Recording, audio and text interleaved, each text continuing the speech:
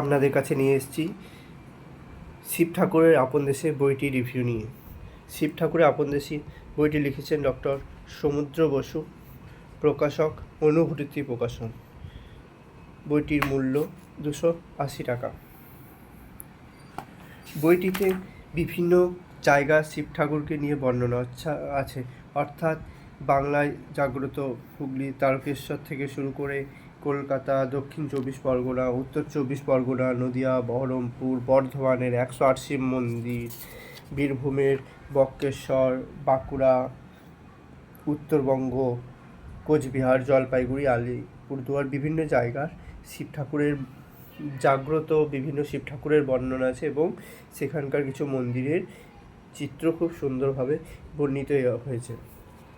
এখানে প্রত্যেকটি জায়গার ঠাকুর সম্পর্কে, দেবতা সম্পর্কে খুব সুন্দরভাবে বর্ণনা করা হয়েছে। সেখানকার ইতিহাস, সেখানকার কোন রাজাদের আমলে ঘটে যাওয়া বর্ণনাগুলি খুব সুন্দরভাবে বিশদে বর্ণনা করা আছে এবং লাস্টে কিছু ইলাস্ট্রেশন দেওয়া আছে, যেগুলো কালারিং সত্যি খুব ভালো।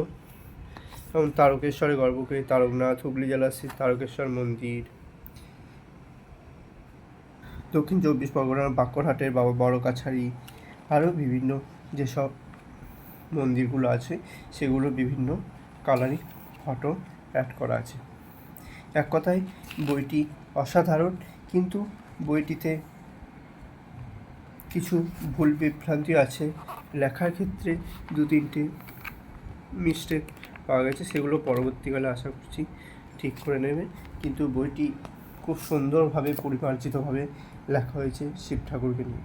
অসংখ্য ধন্যবাদ অনুভূতি প্রকাশন এবং ডক্টর সমুদ্র বসুকে এরকম একটি বই উপহার দেওয়ার জন্য।